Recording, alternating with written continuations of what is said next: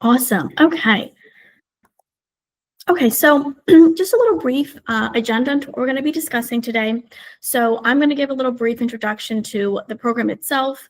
I'm going to get into the program requirements and eligible projects, and then also some of the evaluation criteria that we use, and then key grant features. And then I'm going to pass it to my colleague, Sarah, at CalSTART, and she'll be discussing the fleet transition planning components that they have developed and is now published for others to review.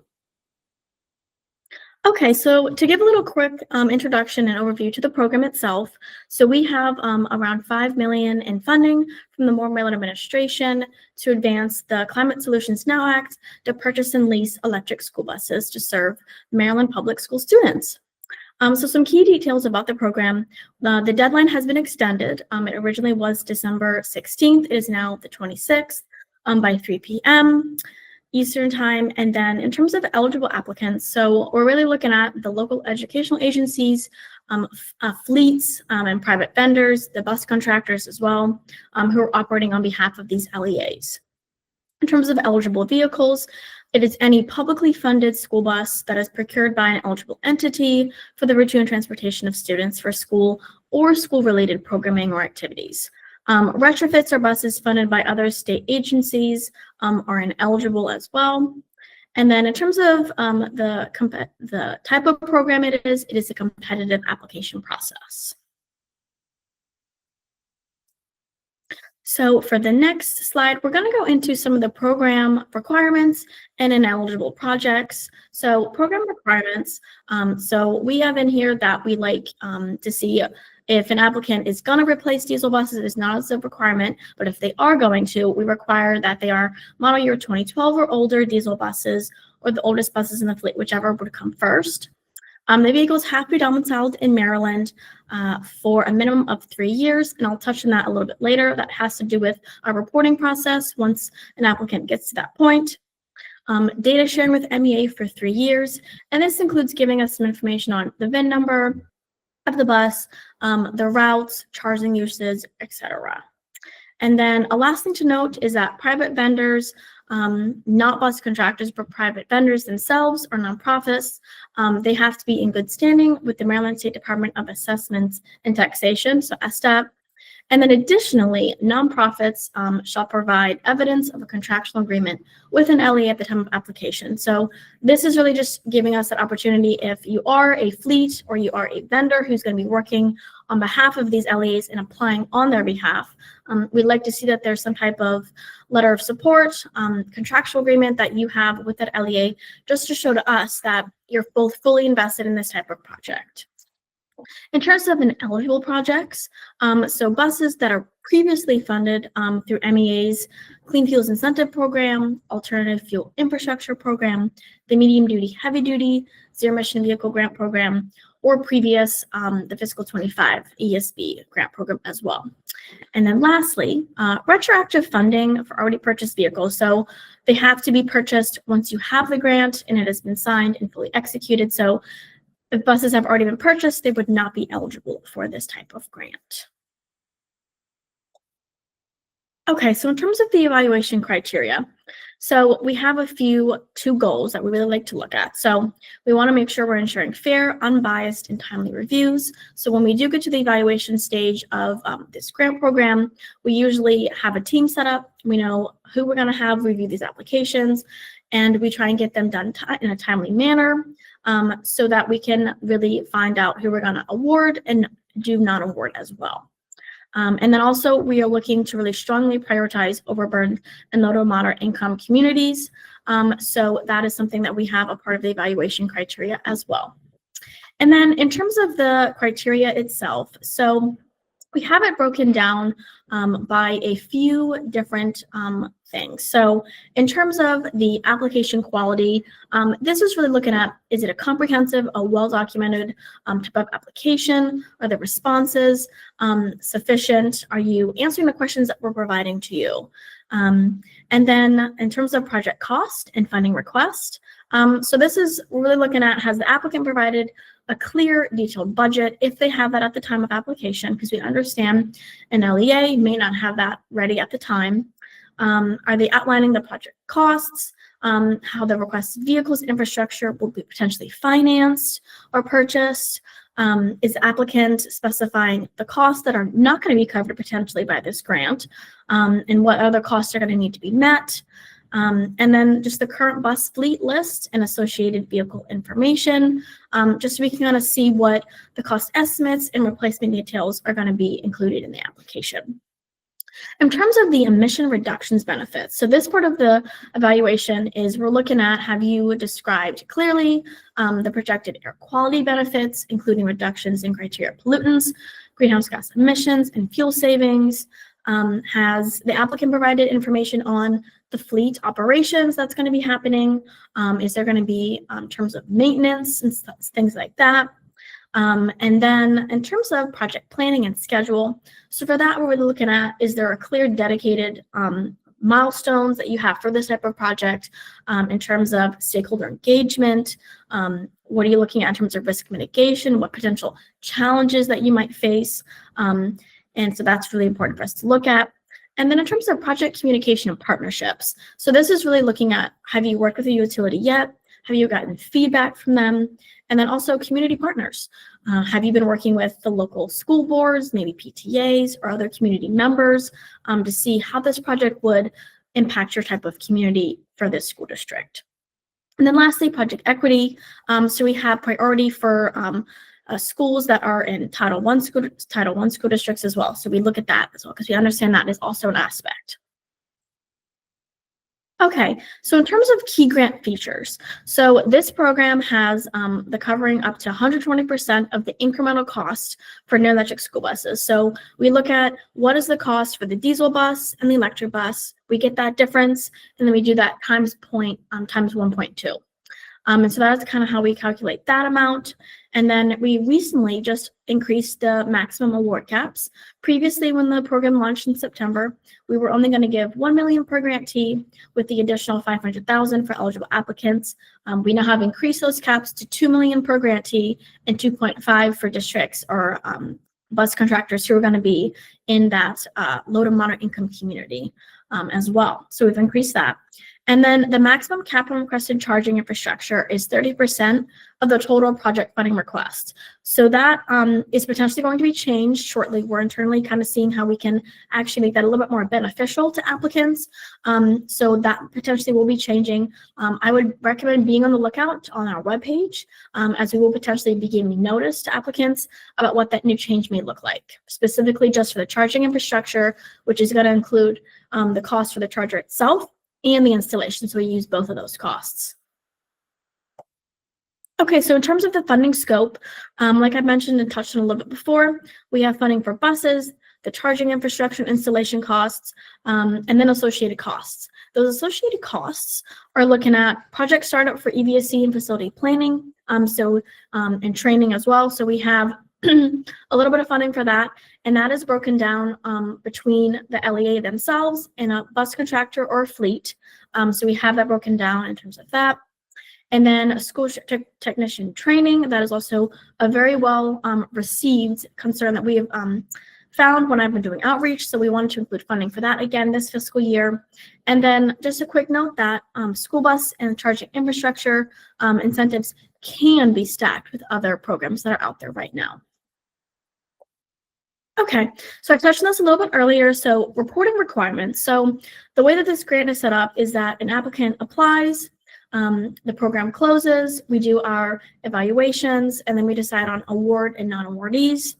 And then we start doing commitment letters and grant agreements. And then once that process is fully complete, that is when an applicant, a grantee at that time now, would be able to start purchasing those buses, getting the chargers installed. And then at that time, once the buses are in service, the chargers are installed, they've been inspected, they're ready to go and be used. That is when reporting starts. So we wanted to touch on that.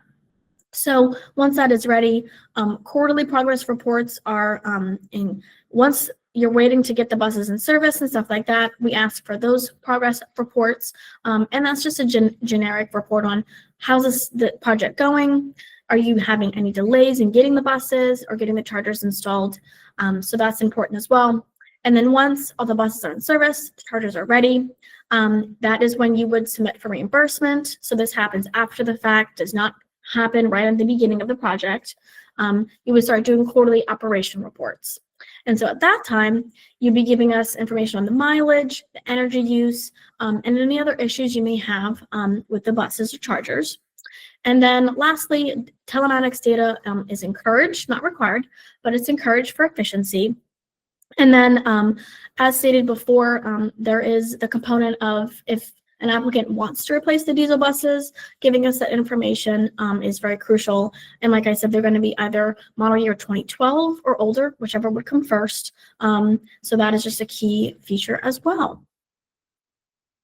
And then I wanted to provide, it is a little bit small, so I do apologize, but this is on our webpage for this program. So this is kind of a visual kind of guide into what type of funding we provide. So 120% of the incremental costs of the electric school bus. We have that little equation right there, what that's going to look like.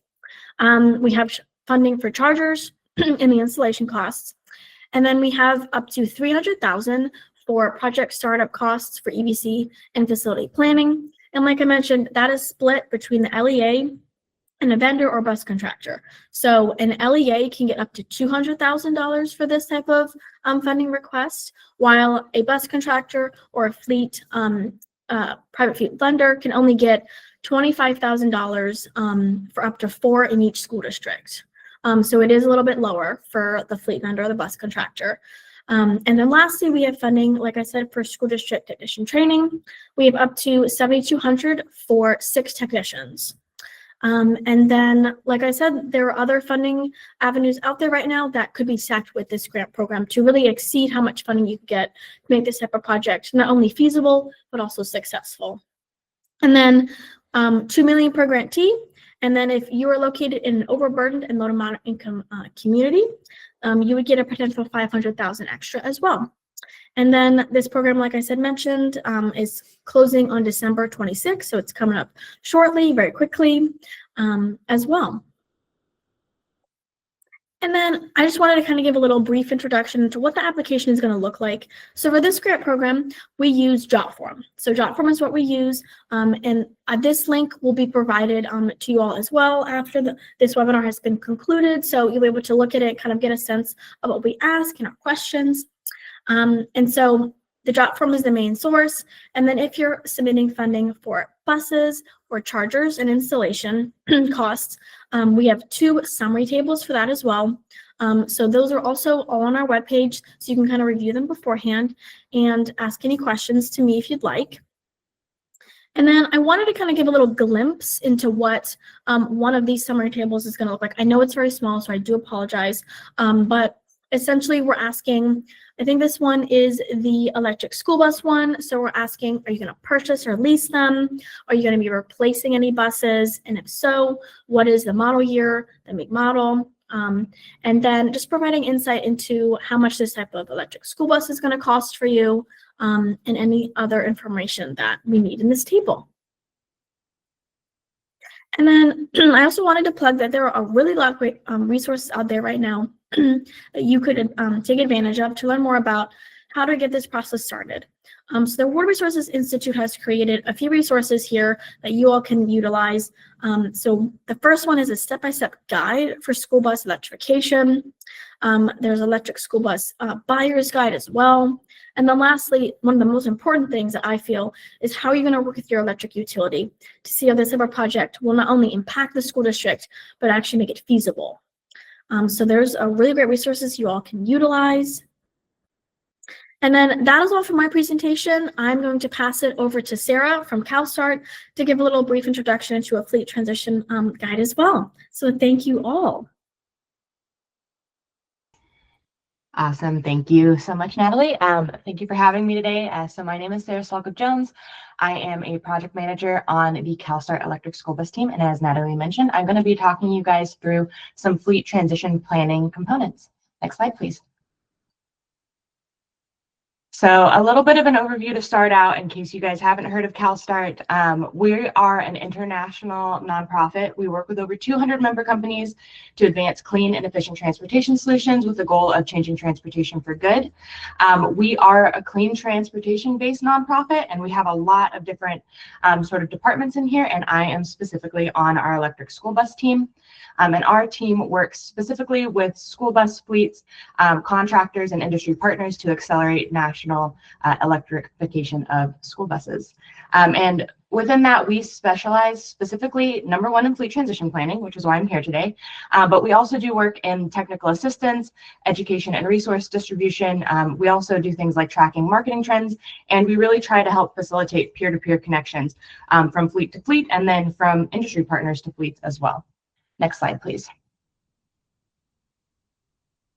And so as part of all of this work, we host the Electric School Bus Network. So I wanted to just give a quick plug and invite anyone on this call to join us at those calls. We have them every other month. Our next one is coming up next week on December 10th. And it is essentially an ongoing forum webinar series.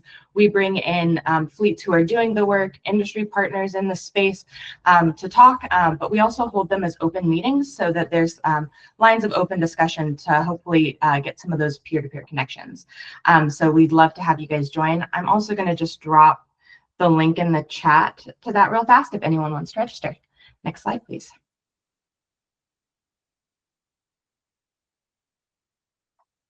And so also through the Electric School Bus Network, this is a place where we create some of our educational resources. And one of those is focused on fleet transition planning. And so to give you guys a little bit of context on that, I'm going to overview some benefits. So if you aren't familiar with what a fleet transition plan is, these are typically strategic documents that outline how a school district or a third-party operator can electrify their school bus fleet, and can help you identify things like potential issues, key questions, and outline a schedule of actionable steps. We really believe in fleet transition plans because they can help them make the electrification process feel more manageable. It can help ensure that you are future-proofing along the way so you don't get 5 years into your 15-year plan and realize, oh no, I'm not going to have enough infrastructure. It helps you leverage the perspective of consultants and industry experts who may have experience in a type of technology that is new to you. And it delivers a document that you can use to help reassure skeptical stakeholders to show that you are really thinking through the steps of this process. You're not just jumping in blindfolded. You're taking the steps you need to be ready. Next slide, please. And so CalStart has recently debuted our Fleet Transition Plan Component Compendium, which is a new resource. It's a bit of a primer on fleet transition planning. I'll put a link to that as well in the chat. It's a free resource for anyone to use. But essentially, we made this because as we've been talking to fleets who are looking for fleet transition plans, state agency partners like MEA who are funding planning, we realized that, you know, if you're not in the business of fleet transition planning or you haven't done it before, there can be a lot of confusing language, and it can be really hard to know what should I be requesting if I'm doing an RFP for a fleet transition plan, or I'm looking to partner with someone. What's the language, and what should I really be sort of requesting out of those? So next slide, please. What we did is we took a review of many of the internal fleet transition plans that we've made at CalStart through our national and state programs that we work on. And then we also took a review of many external fleet transition plans that we could find as well to sort of take an overview look and see what are the most common components that we see reflected across plans. So in the document that I shared, we overview a total of 23 fleet transition plan components, but then we highlighted out what are the top 10 most common, what do we see across the board, and how are they useful to fleets. So I'll run you through the top 10 real fast. So our first is a fleet overview. That sounds pretty basic, but we think that even though it is sort of a basic overview, it can be really important to include in a fleet transition plan because it gives you an overview of the fleet, information like what is your fleet type, what's the size, the ownership structure, ridership, goals, and then an overview of what your current fleet makeup looks like.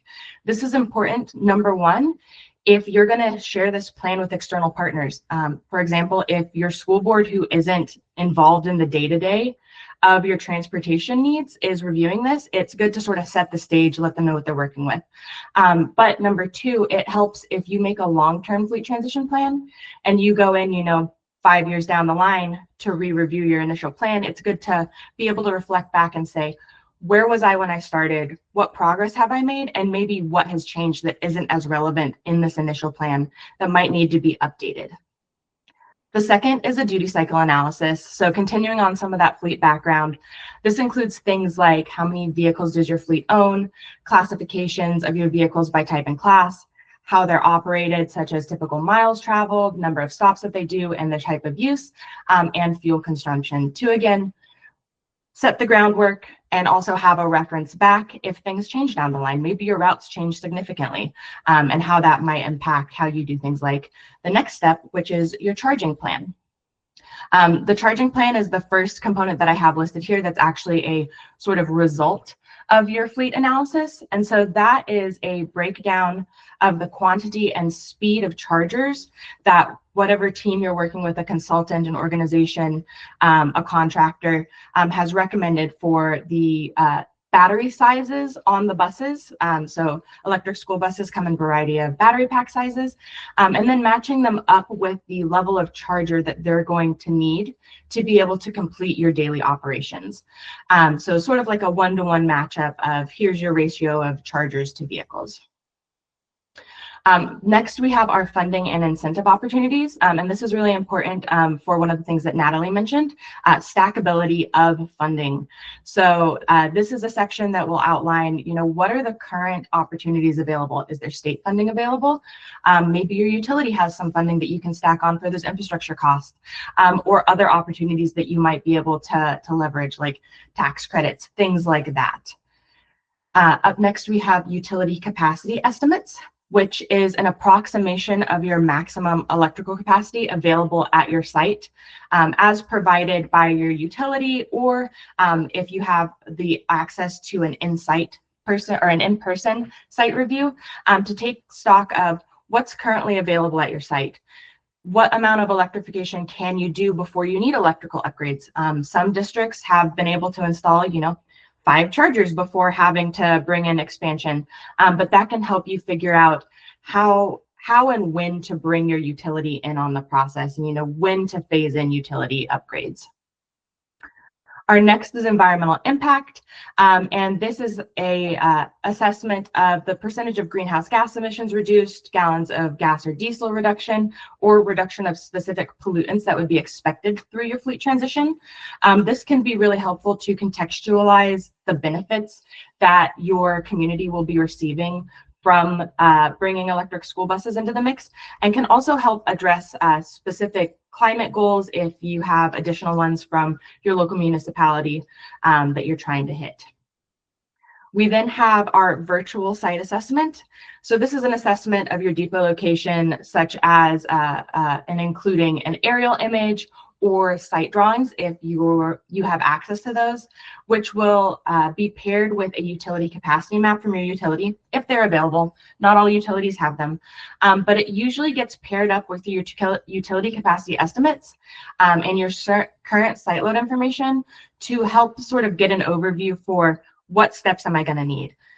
If I have capacity to install chargers now, great.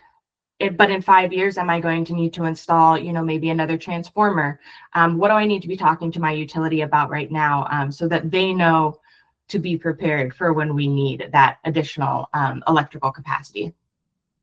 Then we have our phasing plan and your recommended replacement timeline. So that can be based off of a pre-existing retirement plan that you have for your fleet vehicles, or it can be altered to fit your needs. So we see many fleets who want to start off with maybe like a 2-year pilot of electric school buses to get used to the feel, make sure that they understand how the technology works. We really recommend talking to whoever you're working with on your fleet transition plan to make sure that your phasing plan or your replacement timeline matches your goals. And then this is also where you would work in the results from your site assessment and some of those utility capacity estimates to say, In 5 years, we're going to need a pretty significant utility upgrade. So we're going to plug that in and we're going to start talking to our utility about it now. And then in 10 years, we'll need another one to finish out the fleet, things like that. Then we have our total cost of ownership assessment, which is probably the most commonly looked for function in a fleet transition plan. And this normally covers your vehicle costs, charger, infrastructure, operations costs, things like insurance, bringing it all together to give you a comparison of what would an electric school bus look like if I paid for it out of pocket. What would it look like if I just continue to operate gas or diesel vehicles or whatever fuel you're operating right now? And then what would it look like if I leveraged all of those funding opportunities that were addressed in the component for funding and incentive opportunities, to sort of give you an overview of, what's the long-term gains that I could get from electrifying a school bus? Because as we've all heard, they really come from their operations and maintenance cost reductions, but those capital costs can look scary at first. So it can help you sort of see when those capital costs peak and when you start getting those savings for your fleet. And then number 10 is our policy and legislation considerations. And I think that this is a really good sort of like end package for the top 10, because it sort of helps package it all together. What are your goals, and what goals are sort of dictated to you by outside entities or sources? Maybe your state has a mandate or has an encouragement for you guys to electrify at a certain rate.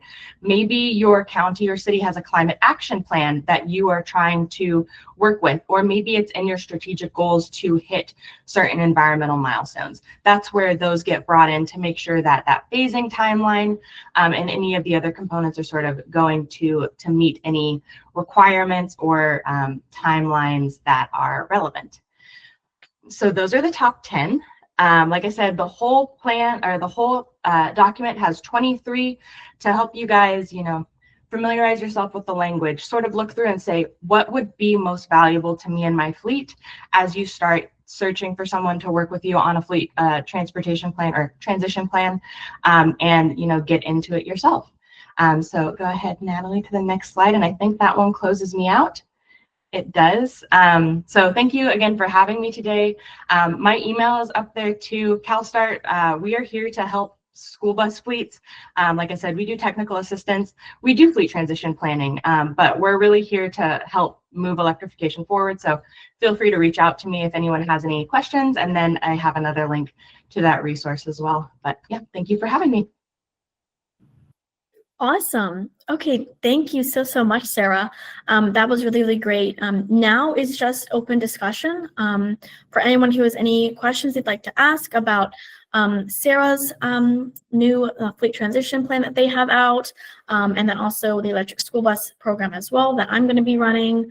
I do see we have one question in the chat from Jamar. What are some of the most recurring problems companies face when they start this process? I can kind of answer that a little bit, and then I feel like, Sarah, you can probably definitely answer that as well and give your feedback. So I would say the main issues that I have seen specifically from a school district is how do we get the charters in first? And how can we get that process started? And then also working with the utility is also one of the, not necessarily a challenge, but something that a lot of these school districts have to really heavily invest time in, specifically depending on where they are in the state. So that is a really issue that they're struggling with, and how to start that conversation.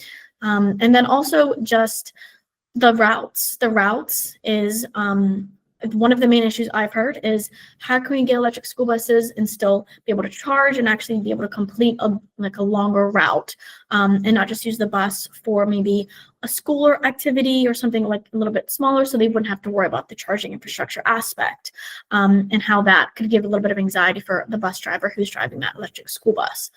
So those are the few that I have heard, but Sarah, I'll pass it to you to give your insight as well, as I'm sure you probably have some too. Yeah, no, I think you did a really good cover of it too. I think honestly, one of the first barriers is just figuring out where to start. And that's why I think the planning process can be really helpful, because it can sort of give you an overview of, sort of a high level. You can look at it and go, okay, here are the buses that I need, here are the chargers that I need. And like you said, Natalie, I think that the utility coordination and getting those chargers in and making sure that your chargers and your buses are sized correctly for your needs is really important. Because like you said, Natalie, there is your day-to-day operations where maybe you have very short, consistent routes, but down the line, what if I want to take this bus on a school field trip? Sort of planning that out. And so I think one of the things that can be a challenge is sort of finding that balance between, okay, if I want to be able to do things on this bus, oh, maybe I should get the highest battery capacity on the market for all of my buses, and I should get 100 kilowatt chargers for all your buses. If you can afford that, that can be great, but that can be a really high expense. So trying to figure out sort of where's the balance between what my needs are and what my budget is can be a really important sort of first barrier to get through, which then flows into, okay, now we have to get these chargers in and communicating with your utility, because knowing what infrastructure upgrades you're going to need too, that can really impact, your charger sizing is going to determine what infrastructure upgrades you're going to need. And then your infrastructure upgrades are going to impact your cost and your timeline. So talking to your utility early and making sure, the buses are being delivered next year. Can I have chargers in? And if not, how do I need to shift my transition timeline? How does that flow down the process to make sure that can be done? And I see that Sam, a utility contact, is raising his hand. So.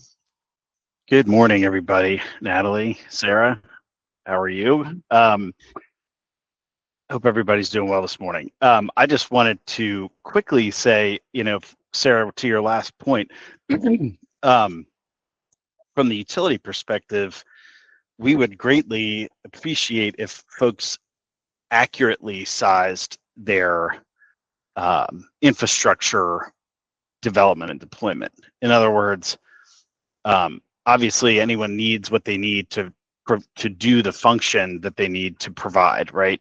You need to charge your vehicles sufficiently so you can get the kids to school, obviously. But if you, I guess, injecting unnecessary cost into the equation, as what Sarah said, right, is really just not, if you can get away without doing that, please, just don't do it.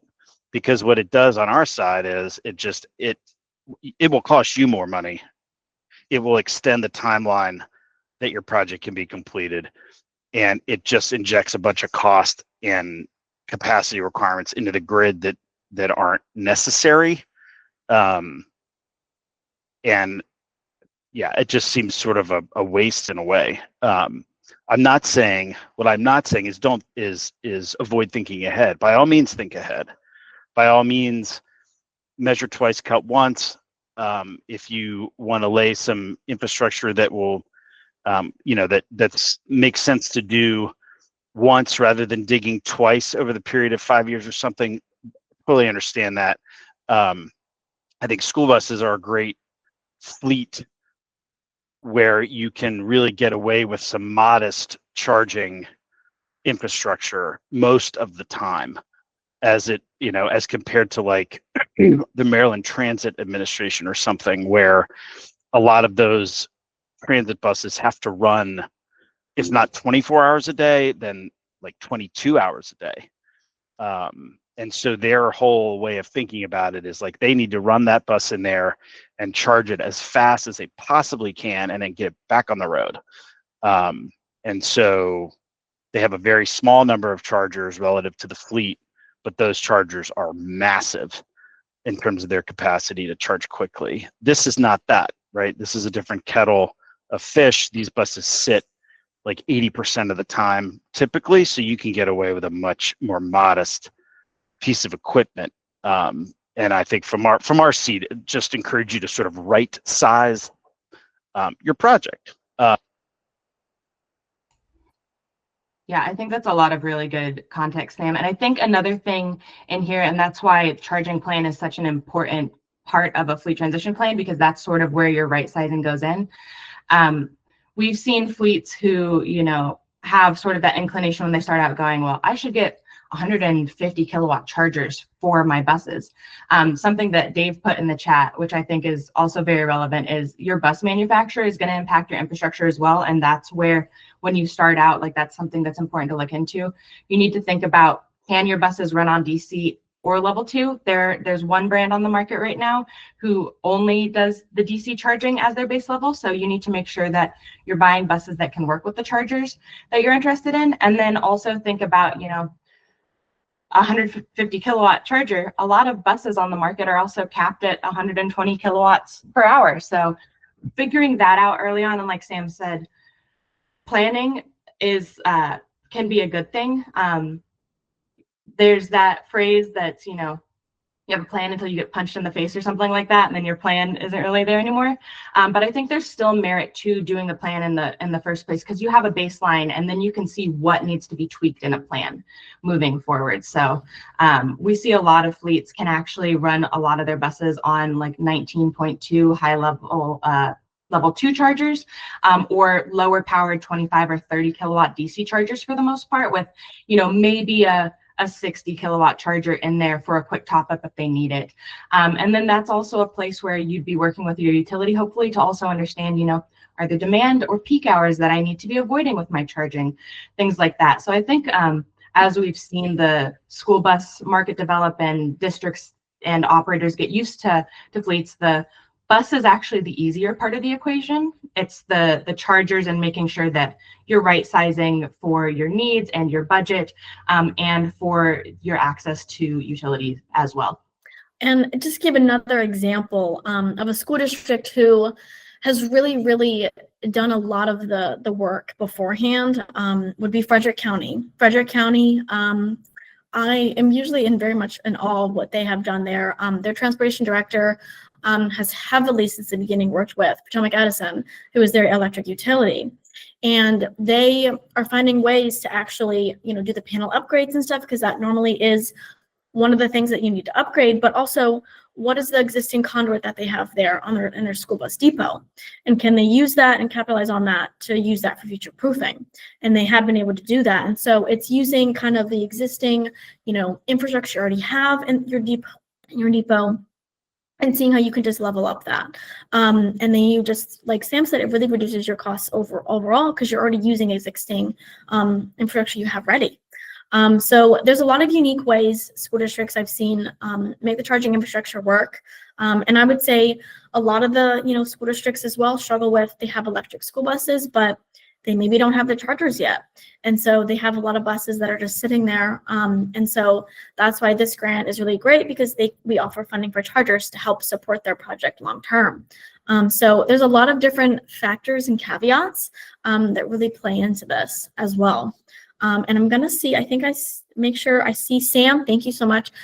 Put great links in the chat as well for everyone to utilize. And then I see, Dave, I just want to come back to your question.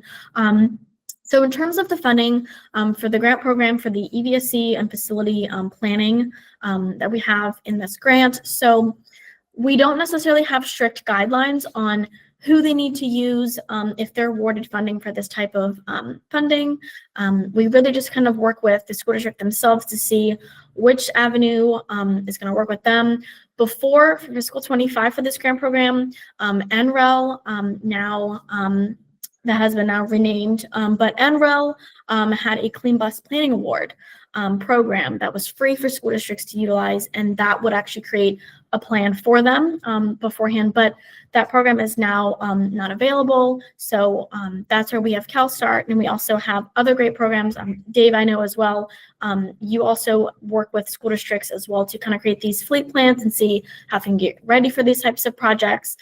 So we kind of just work with the district and see what option they want to go with instead of having just one generic source. I know CalSTART has been helping with the one previous grantee from 25 as well for their fleet plan.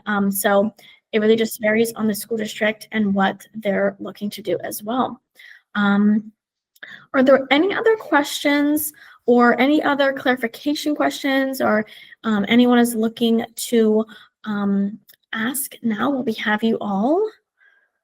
I can also go back on any slides if anyone wants to read through anything again or have any questions on any of the visual aids that I had or Sarah had as well. So that's always an option.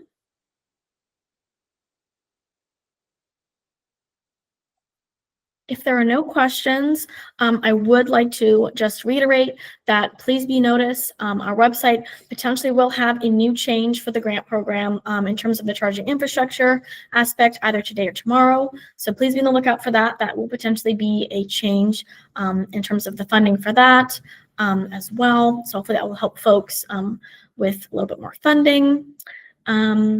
But if there are no questions, I really appreciate you guys' time. This is recorded, so we will have this up on the website within a week or so in the presentation as well. And you have Sarah's contact, you have my contact as well. I would say just reach out earlier, as soon as you can. Even if you're not looking for funding for buses, but maybe chargers or maybe the funding feasibility study, anything of that sort, we have funding for that.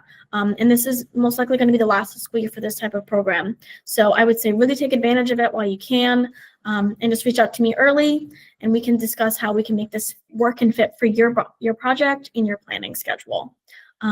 So thank you so much, and we'll definitely be in touch. Have a lovely rest of your day and a lovely week, everyone. Thank you. Thank you, everyone.